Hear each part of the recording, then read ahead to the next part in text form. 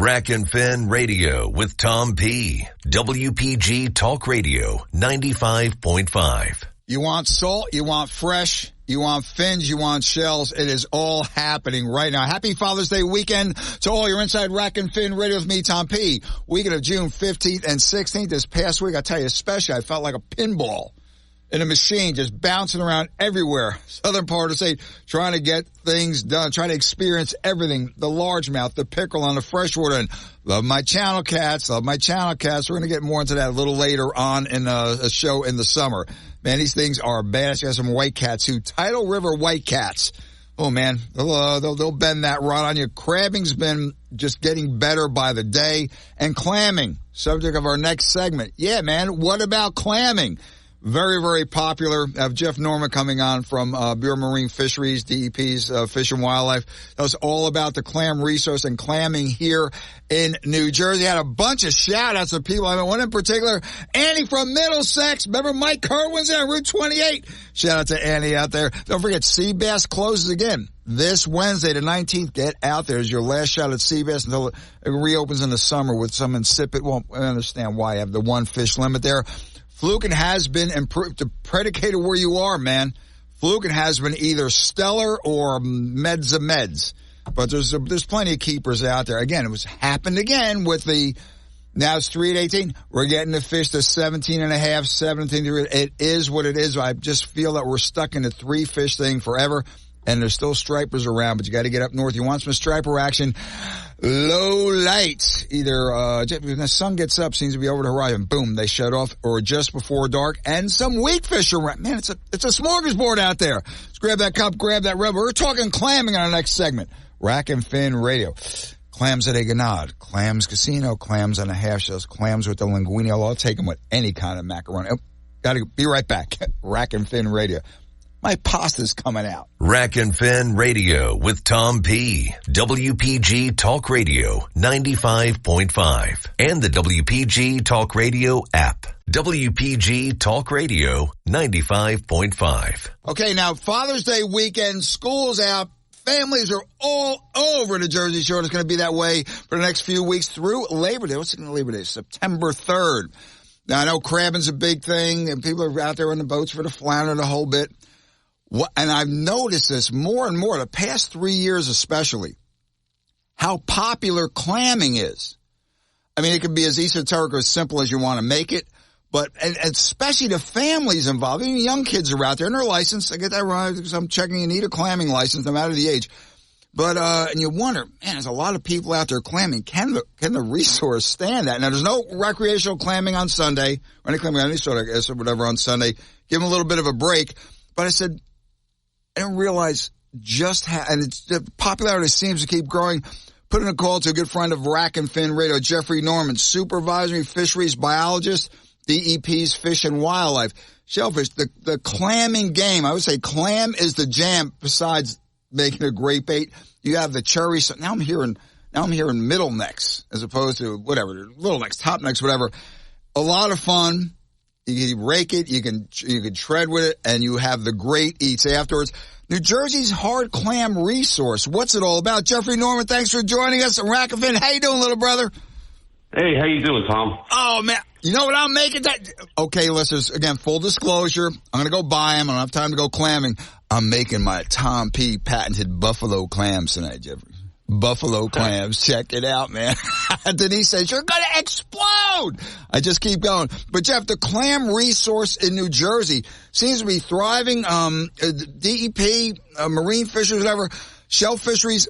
Are there clam enhancement programs going on? Is this just all natural stuff? Are clams raised in hatcheries? What's the deal? It seems like a lot of clams come in.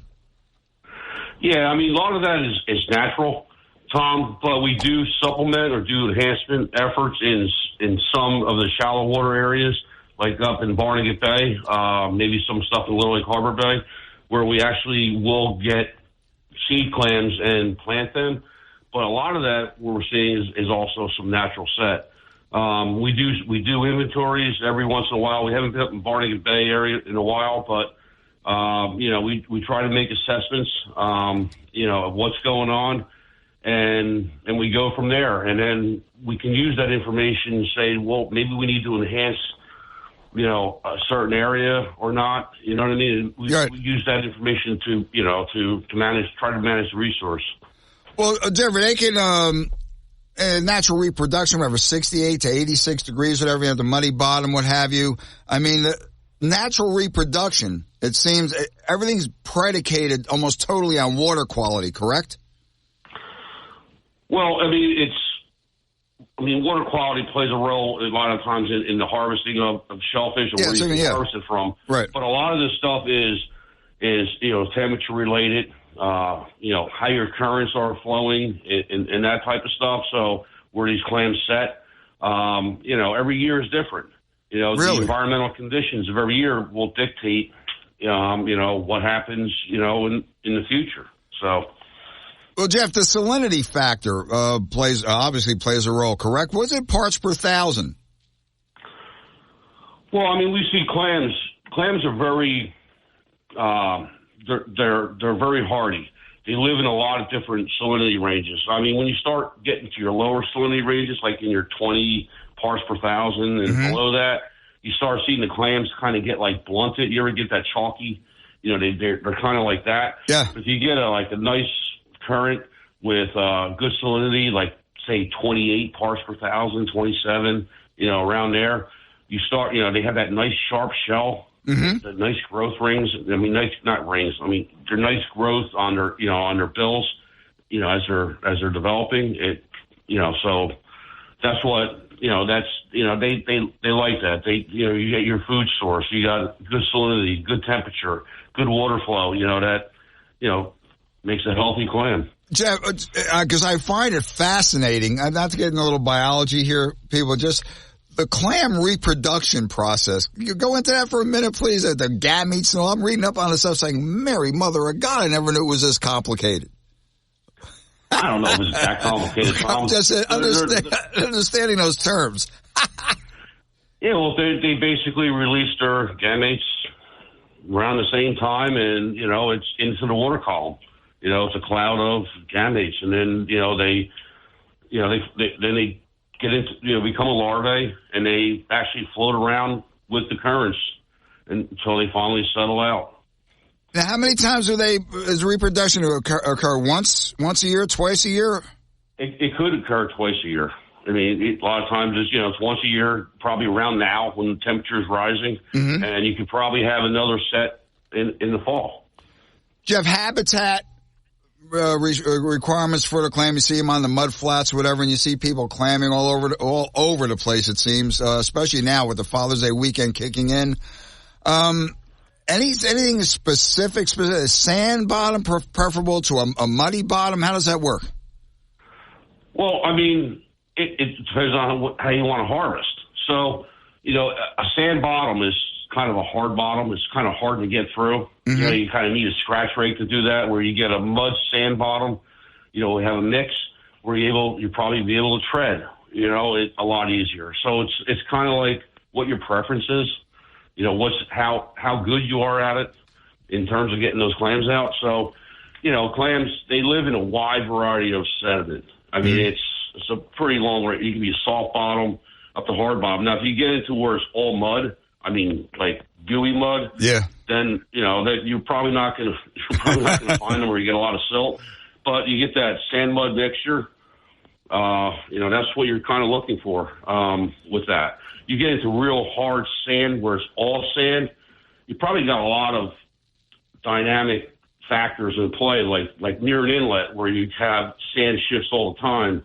It's probably not, you probably find them there, but, it's you don't know where they're going to be. But if you get into a good sand mud mixture in the back, right behind the inlets and stuff like that, that's some pretty good areas. Listen, there's the Jersey season for residents. There's no close season, 1.5 inch minimum, 150 clams. Now for the non-residents, the license for non-residents is going to be $20, $10 for residents. It is valid only June through September. You're out there, you're in a boat, you're treading, or you have your bass there. You have the clams on the boat. Care, this is critical, listeners, care of the clams. Go into that, please. This is vital. Well, It's like any other type of meat or food that you're eating, right? So in the summertime, obviously it's hot. So you want to take care of your clams while you're harvesting them.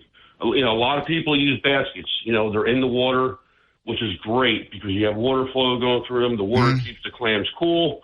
You know, once you're done with that, you want to take those clams and you kind of want to keep them cool on the deck of your boat.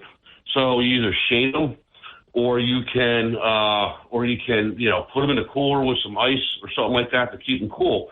I mean, it's no different. You don't want the clams sitting out in the sun laying on the top of your deck because it's no different than, say, you had a piece of chicken, you left it on your counter, you know, all day long, or you left it out in the sun. Would you eat it? No, because bacteria will start growing faster. So you want to make sure you have a safe product, or not, I shouldn't even say a product, we're not selling, you know, a safe food, what you're going to eat. And then, you know, so you want to keep it cool. You know, it's like anything else. You know, if you leave meat on the counter, the bacteria, you know, like that warmer temperature, they're going to start growing. So what you want to do is keep it cool. You'll have a nice, safe, delicious clam. You know, and listen, there are so many ways to make. I mean, the half shell is great. The clams casino natural for the old Italian school clams that egg and odd. Oh, love that with the breadcrumb on there. But Jeffrey, now the limit we're up against Hardbridge. The limit is 150. That seems pretty liberal. I mean, but the populations have been steady, correct? Are there any indications that would cause you to say, hey man, maybe we should lower the recreational limit or the commercial limit? How does that work? Well, I mean, that's kind of a management process of looking into, plans in terms of, you know, for like fisheries management. But, you know, you look at the recreational fishery, right? You get about 11,000 shellfish licenses are sold a year, right? Recreational shellfish licenses, approximately, maybe a little more, a little less, right? So if you look at that, I mean, does all 11,000 of them are harvesting 150 every day? No, they're not. It's not a commercial fishery. So it seems kind of liberal, but is it really that much? I mean, we really don't know because there's no reporting requirements for recreational harvest, but is it really that much? You know what I mean? So, I mean, you have a few guys that probably go out every day. They're retired. They love to go out, right? But a lot of people work. They're working during the week, so they go out once a week, you know, or something like that. So, or maybe even once a year. They buy a license, they go once, which is fine. So you kind of got to look at that. You know, you kind of got to look at that factor. Like all 11,000 people are not harvesting 150 clams. Yeah, right. 6 days a week. Fishery. Right. Listen, we have on the line Jeff Norman. He is supervising fisheries biologist of DEP's Bureau of Marine Fisheries. Talking clamming, the clam, it's been on. We've seen guys been catching clams since, I guess, late March, early April. They want to get out there in that kind of chilly water. But it's a lot of fun. You can go get a clam rake and get set up. It can be as complicated or as easy as you want to make it. Great eating. Resident license, $10. Non-resident, $20. Yes, even the youngsters. There's no age limit on even a little kid. Needs a license, correct? Yeah, I believe it's $2 license. $2, yeah. So, and it doesn't matter if you're non-resident or resident with the juvenile license. And listen, it's a lot of fun. If you want to know where to clam, go to the Department Bureau, DEP's Marine Water Monitoring website. DEP's Marine Water Monitoring website. That's a tongue twister there. And find out what areas you can clam in. Most times, the tackle shops that sell licenses will have, sometime during the course of summer, will have those booklets out there. So go and enjoy the resource. Crabbing, so I love crabbing, but clamming, whole different ballgame. Now, Jeff, you're especially if you're treading a rate, you're one-on-one with these critters. It's not like a crab trap with a dry. I mean, you're a one-on-one in that sand and that mud, man. I love it. Yeah, that's true. That is true. And it's a lot of fun. There's a lot of different techniques to get them. Yep. So it's like, you know, you can set up your day of how you want to do it. And depending on what you enjoy, and if you like walking around on, you know, sand flats or mud flats or whatever it is, it's perfect for you, you know, and, you know, how good you want to be at it. You can be just, you know, casual with it, or you can be pretty serious about it. I mean, there's a lot of wreck clammers like my father that's pretty serious about it, you know. He's got to get his clams, so he's out there. And, man, by the way, he's got to get his fish, too. I met him. Intense fisherman there, bro. Yeah, he's 82 years old. He's still running around. He told me that, and my jaw dropped. No, God bless him. And listen, it's getting too predicated on the wind. Have a good bug spray. Especially, Jeff, great job. Thanks so much for the job you guys are doing with DEP, with the marine fisheries. Listeners, go clamming. A lot of fun, especially this Father's Day weekend, 4th of July weekend, This is a holiday summer. Go out and enjoy the resource. Plenty of it there. And you're not going to get anything better, man. Oh, Jeff, clams. You got the pan there. You have the white wine in there. You got the butter. You got the garlic. You got the clams opening. Oh, man. Come on, Norman. Come on. It's good stuff. Actually, that buffalo recipe that you were just talking about with clams, I got to let my wife know that. Yes, and here's the thing. Just before they're done, some fresh, it's going to be freshly shredded mozzarella or Parmesan. Not the loose stuff that's grated. Oh, man, make your tongue slap your brains out, Norman. I'm telling you. We'll see you on the water, man. Thanks again. Hey, no problem, Tom. Have a good day. You do. Jeff Norman, just a great guy overall. Go clamming, man. A lot of fun. Hey, coming up, the heat is on. Want to catch some largemouth in the heat? Check out the next 2 segments. Grab that cup, grab that Rebel. Be right back. Rack and Fin Radio. Rack and Fin Radio with Tom P. WPG Talk Radio 95.5. South Jersey's talk station. Bullet points. I'm Eben Brown. Second Amendment rights are pretty absolute, as court decision after court decision seems to prove. Of course, if you find yourself convicted of a felony, you might lose that right to arm yourself. Former President Trump has long held an actual New York City concealed carry permit back from before the Supreme Court's Bruin ruling, when getting one meant proving to the NYPD you really had a pressing need, like you were a celebrity whose life was in imminent danger.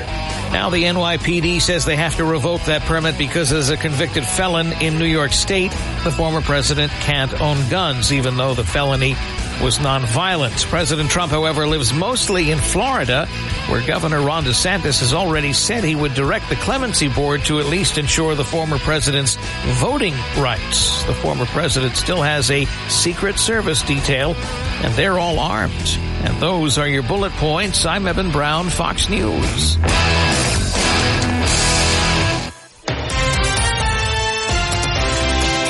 We're live on the green here at Big Little Nine, the happiest golf course on earth. Wow, this guy's got a swing like a one-armed man wrestling snakes in an elevator. Primed for fast play, you can fit around in any time and be happy as a flip-flop in sand. Book today at BigLittleNine.com. Hey, this is Carly, and a little thing I love about the Chick-fil-A Chicken Minis is the combination of flavors. The first thing I always taste is the honey butter. It gets me going in the morning. The Chicken Minis are phenomenal. The roll is soft, and the chicken is crispy. I never had chicken for breakfast before, but they were so good. I told my mom and sister about them, and now they're a family thing. It's the perfect breakfast bite. Breakfast starts with Chicken Minis and Simply Orange Juice on the Chick-fil-A app. Real customer paid for their testimonial. When something happens to your car, you might say, "No!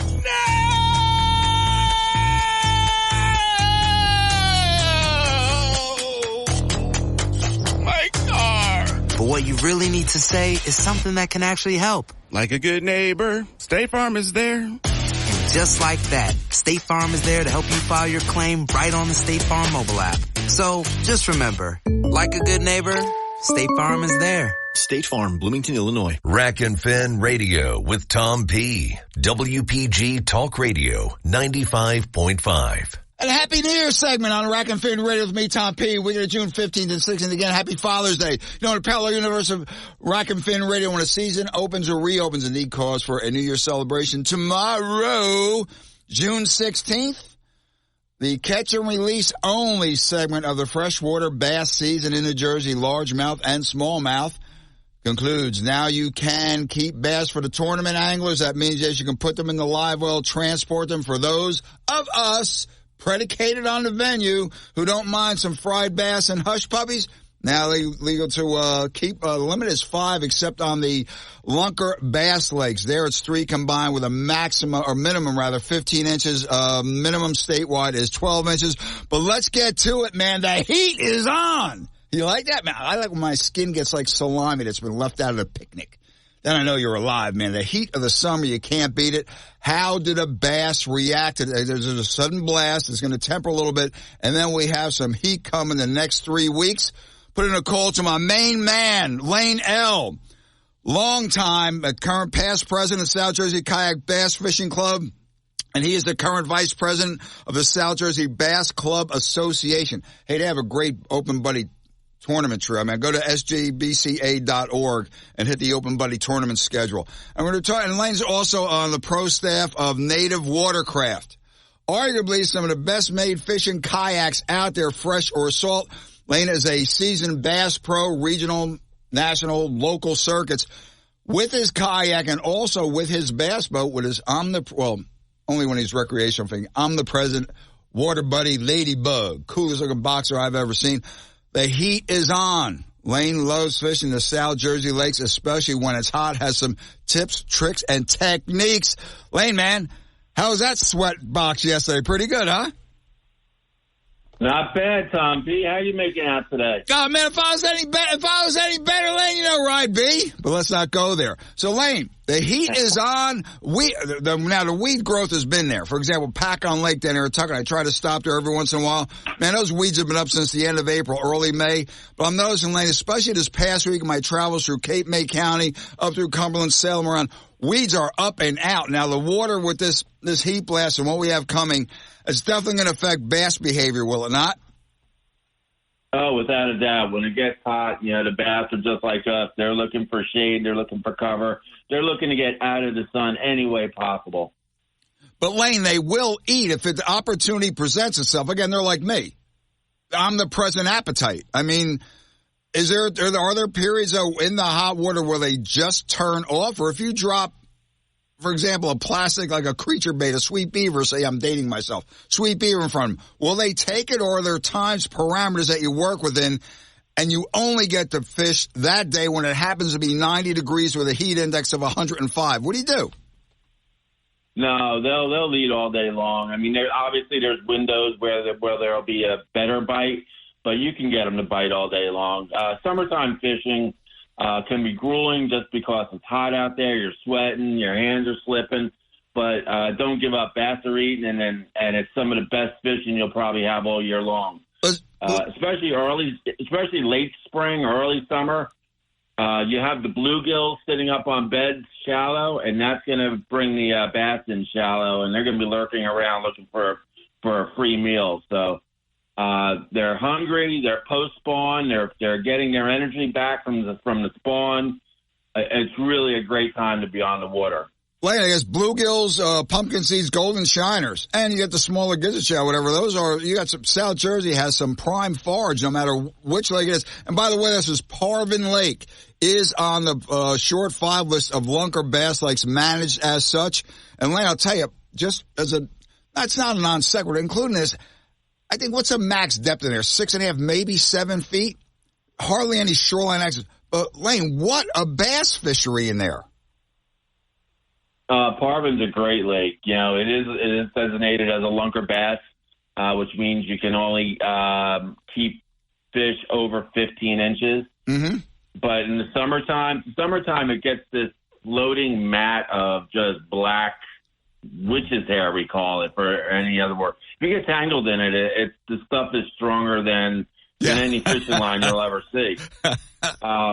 But the bass also use that as cover on that lake. Mm-hmm. And if you fish around those floating mats of this stuff, you can get bit. They'll come out of there and hit a spinnerbait, a chatterbait, some sort of jerkbait, something that's moving, something that you can keep clean, going around that black witch's hair mat. I've caught some really big fish. You would think there's no way a fish could live in that stuff, but right. They get in that. It keeps them cool. They have their eyes peeled on the outside of it, looking for anything going by that might be an easy meal. And you can really catch some fish off of that stuff. I know 90% of the anglers out there hate fishing that stuff because it just tangles and gets in all your baits, it gets in your prop, it gets in everything. It can be a real nuisance. But if you learn how to fish it and accept it, you can really get some giants out of that stuff. Like I've seen anglers, what they do with the punching, these standing mats of weeds that even I can walk on at 300-something pounds and not really sink barely below my ankles, or above my ankles, rather. Punching baits and pulling bass out. And I'm not talking frogging people. I'm talking like big plastic. Wait, Lane, that's an art form in itself. Yeah. The one thing, people think South Jersey bass lakes are shallow, and they are. And they don't have a lot of floating mats except for this Wichita that I described earlier, that you would never use a big punching weight in South Jersey. They think of that for Florida or South Carolina or Texas. Right.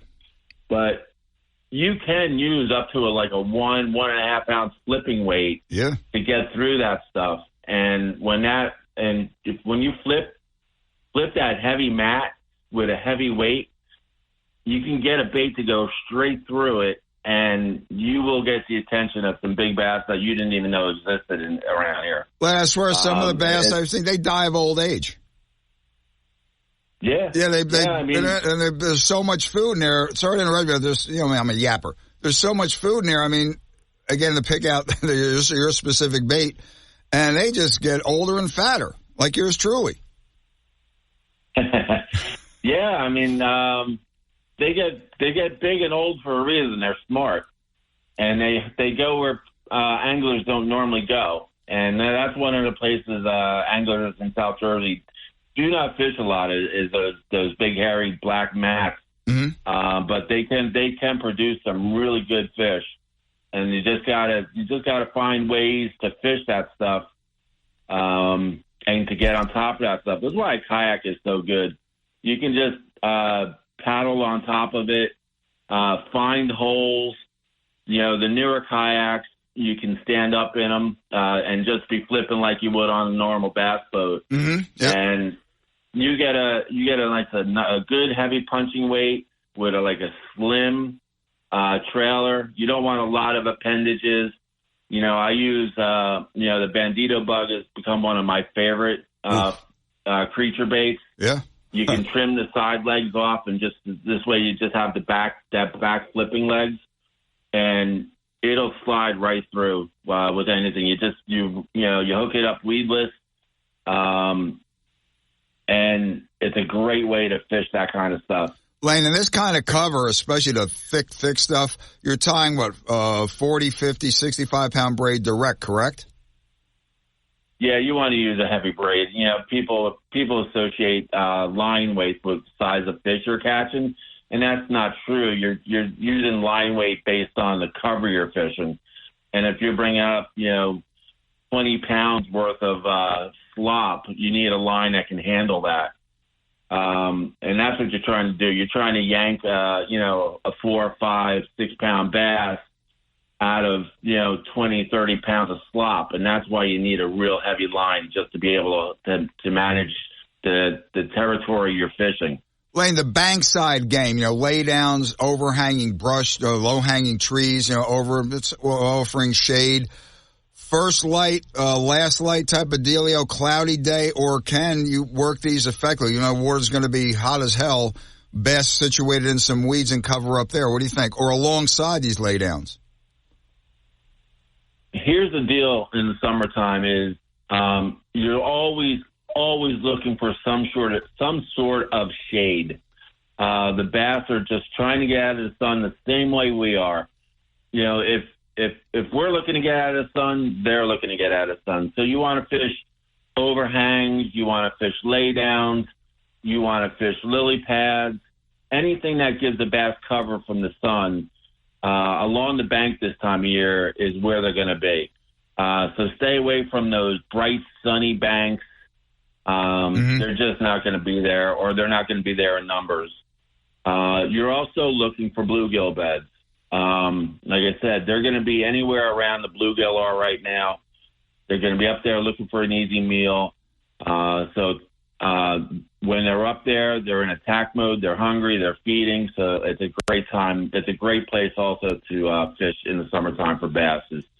So any cover and definitely bluegill beds. Well, and the bluegill beds, that's, what was it, 5 or 6 years now? Ned Kenny came out with the Ned rig that was supposed to imitate a bluegill bouncing around a bass nest.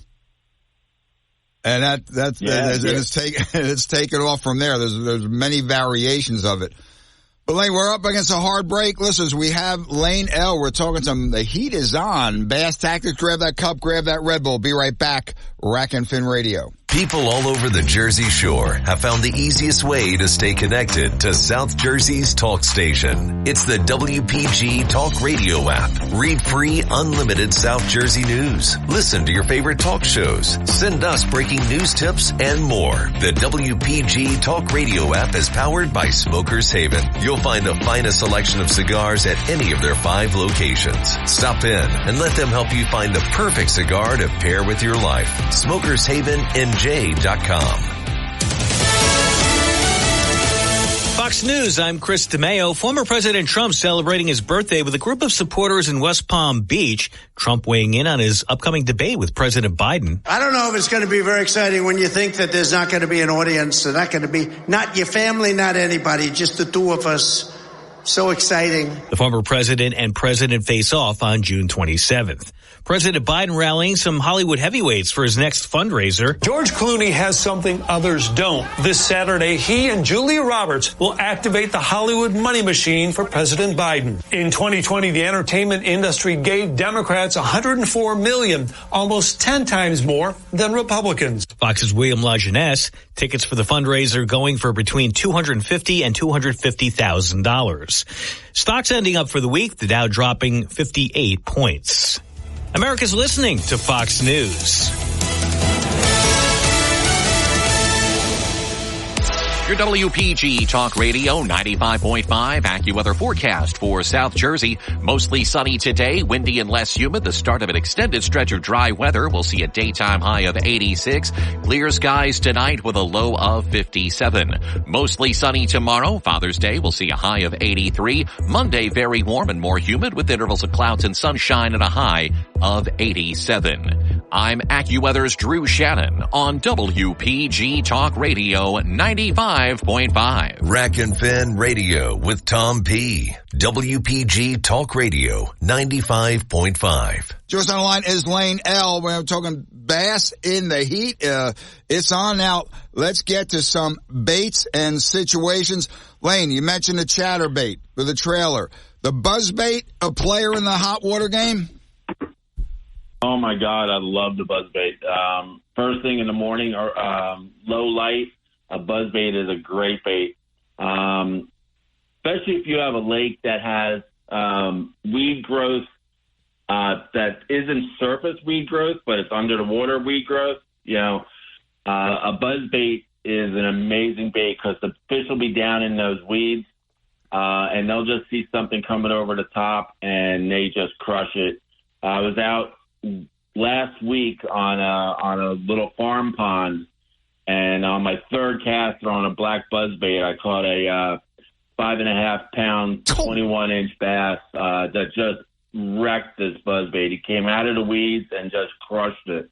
So, yeah, buzzbaits absolutely play this time of year, as long as you're fishing a lake that doesn't have surface weeds, because it's very hard to get a buzzbait through any kind of weed. We like to use the buzzbaits in the alleys. When you find, for lack of a better term, you find the alleys in the weeds. Listen, it's deadly. Now, not to get too esoteric, we've seen them. We have buzzbaits with 3 blades and some they call them quad wings, 4 blades. Make a difference?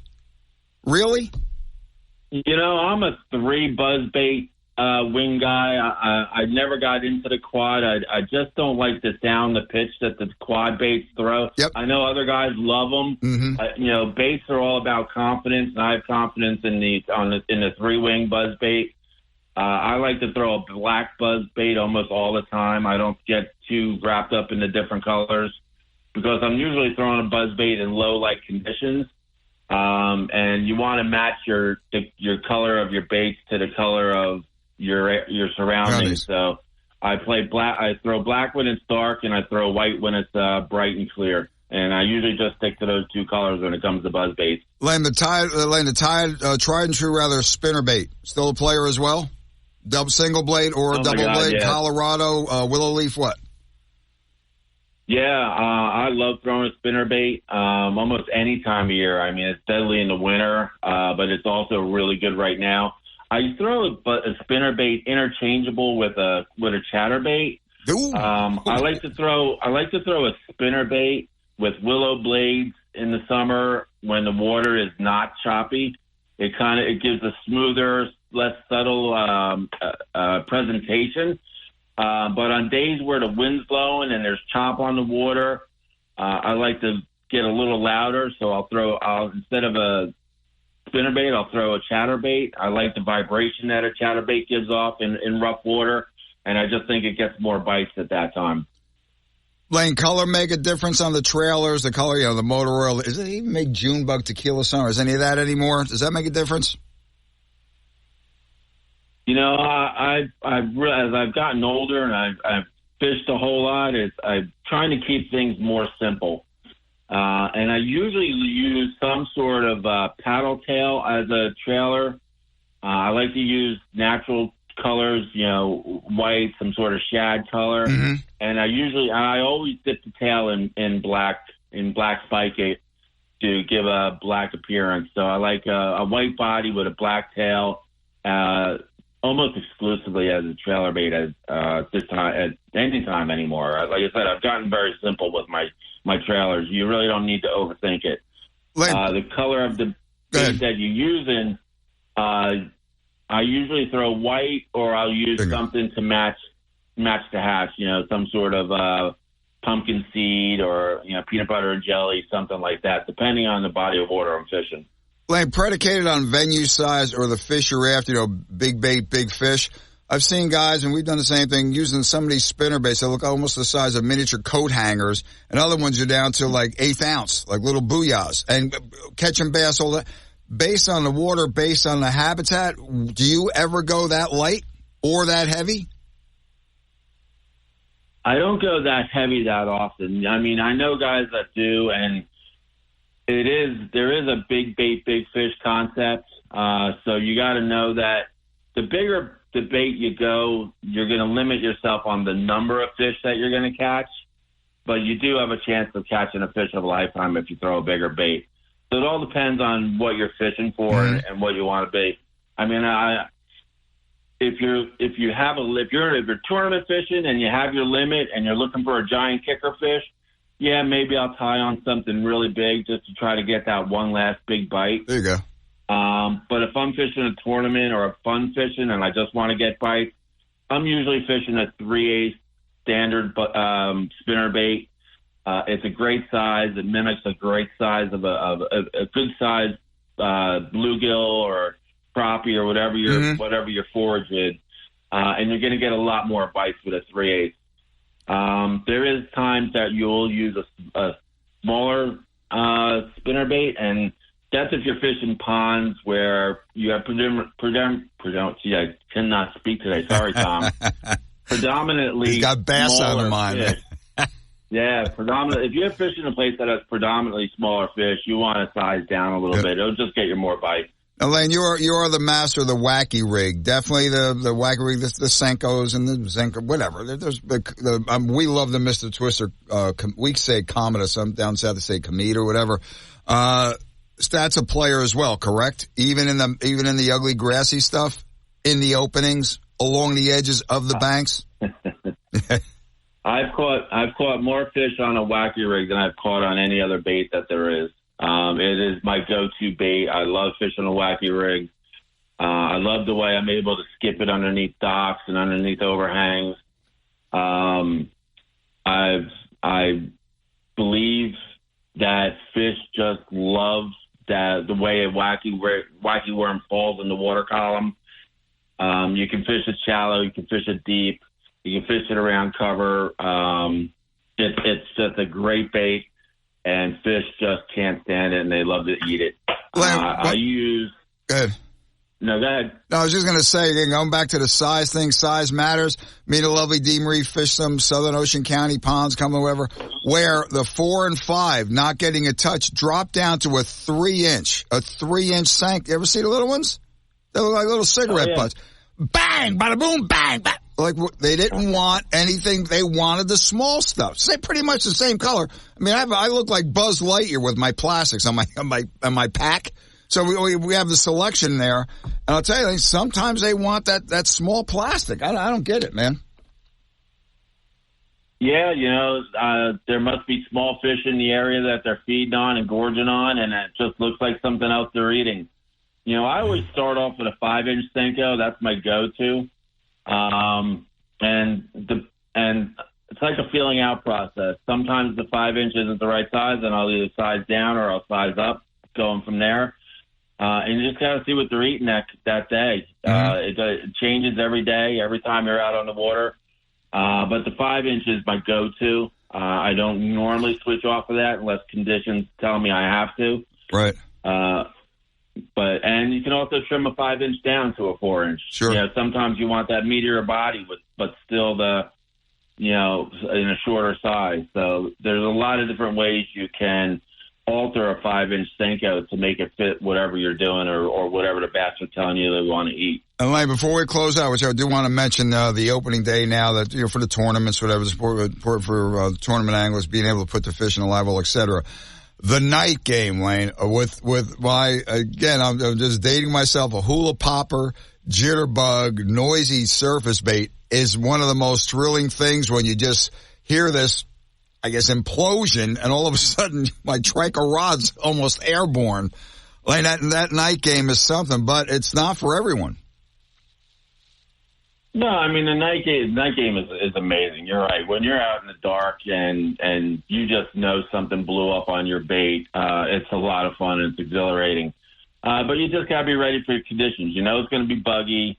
Yeah. Your sight's going to be limited. So you just got to prepare yourself accordingly to play the night game. You got to make sure you got lights ready to go when you need them. You want to make sure that you're protected from the elements. But yeah, the night game can be fun. And you just want to make sure you're fishing in an area that's safe. You don't want to accidentally be putting yourself in a bad spot at night. Yes, good point. I've seen I have a good point. But listeners, full disclosure, we scout out during the daytime, and if it's in a safe place, and I'd say, and there's fish there, scout it out. Okay, opening here, bank, because we're not in the boat. Opening here in the bank, opening here, there's an old dock or pier, whatever. Lane, we'll scout it and then hit those spots at night. So it's a bankside attack, but when we get fish, but like I said, when you feel that and the noise, the splash, it's just great. Lane, we're up against a hard break real fast.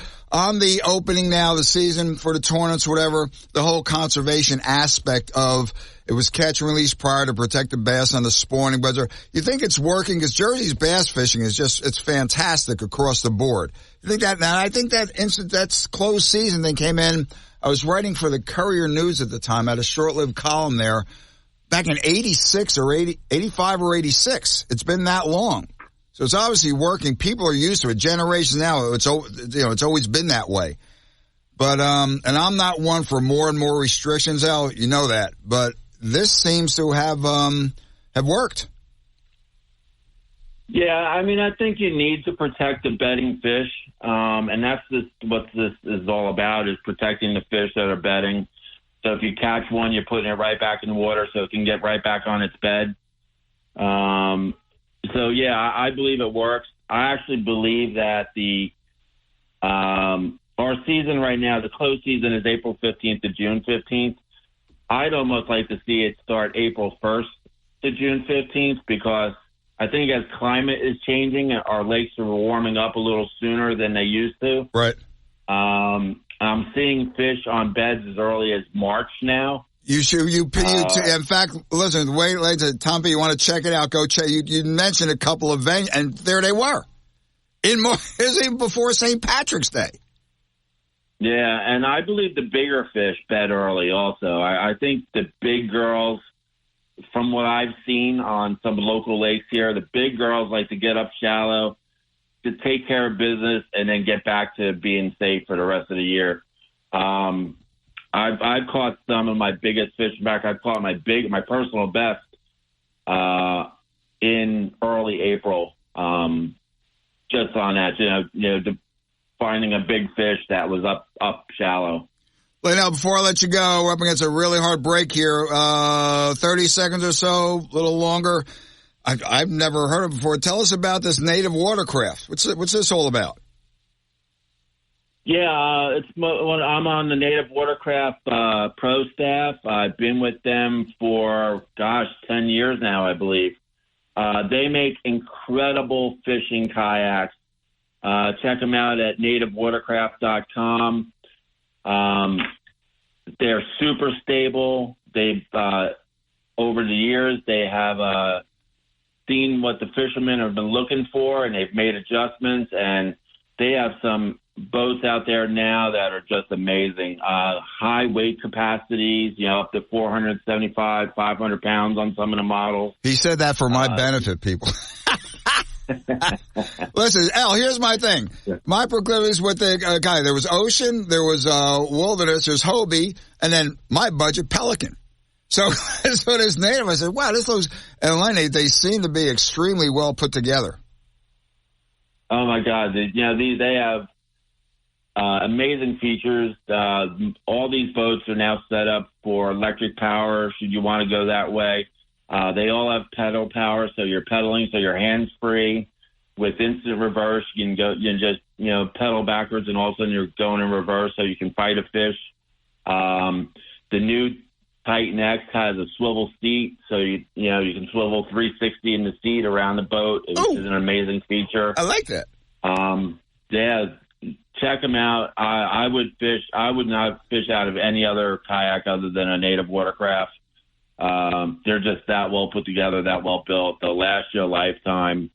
So if you really if you're serious about getting out fishing in a kayak, make the investment, do it right, and get a Native Watercraft. You won't be sorry. And there you go. Lainell, by the way, South Jersey Bass Club Association have a pretty aggressive open buddy tournament schedule. I like it, man. They're covering the bases. I'm glad you brought that up.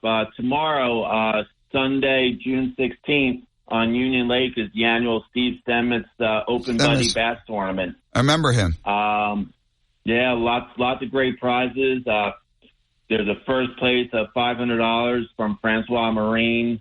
And we also have a lunker, $100 largemouth lunker and a $100 smallmouth lunker.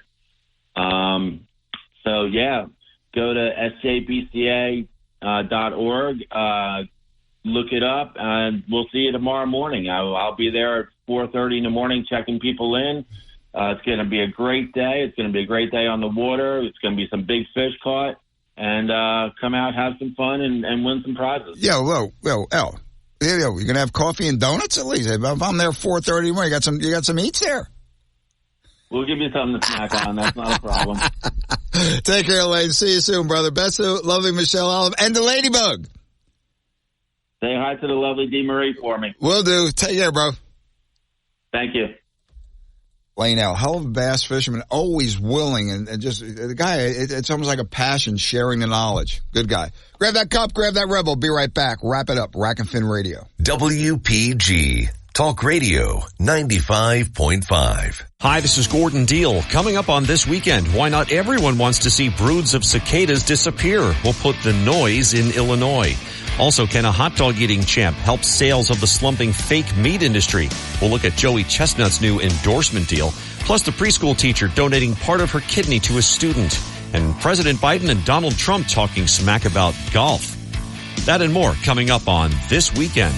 This morning at 6 on WPG Talk Radio 95.5. Harry Hurley for my friends at Ambient Comfort Heating and Air Conditioning Professionals and the $59 air conditioning tune-up special for new customers. There are many, many hot days ahead, and the sooner you discover a problem, the easier the repairs tend to be. You may have already noticed that your system is not cooling your home like it used to, and while the price of just about everything has gone up, the price of Ambient Comfort's $59 tune-up has stayed the same for new customers, and it's well worth it. Their certified technicians will perform a thorough precision tune-up on your system to make sure it's safe and running at maximum efficiency, regardless of who originally installed it. When comfort matters, choose who I choose. Choose Ambient Comfort. Schedule your tune-up now at AmbientComfortNJ.com. That's AmbientComfortNJ.com, or call 609-568-0955. That's 609-568-0955 for your $59 AC tune-up for new customers. Tell them Harry Hurley sent you. If you need bold banners to boost your business, but you're on a budget, think Staples. Because now at Staples, you can save up to $50 on your print purchase. From posters and flyers to signs and menus, Staples can print anything you need to move your business forward. And with Staples Print Perfect Guarantee, it's done right or it's printed again free. Plus same-day services available on hundreds of items if you order by noon. Get it printed right at Staples. And now get up to $50 off your print purchase. And 76, visit staples.com/print for details.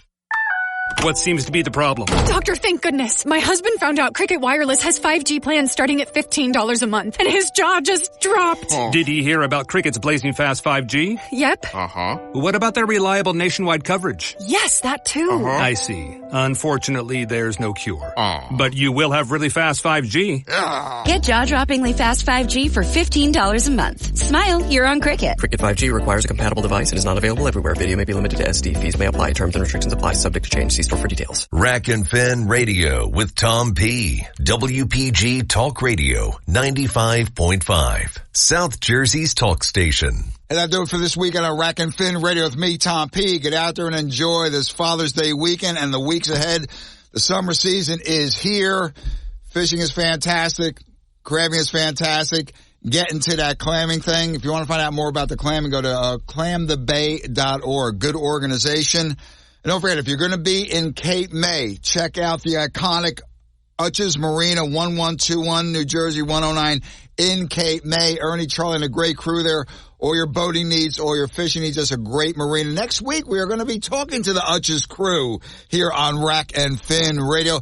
But get out there and enjoy, especially with the family. God bless America. God bless our troops. God bless our first responders and law enforcement. See you next week. Rack and Fin Radio. Even in the heat, the bass bite is on. See you next week.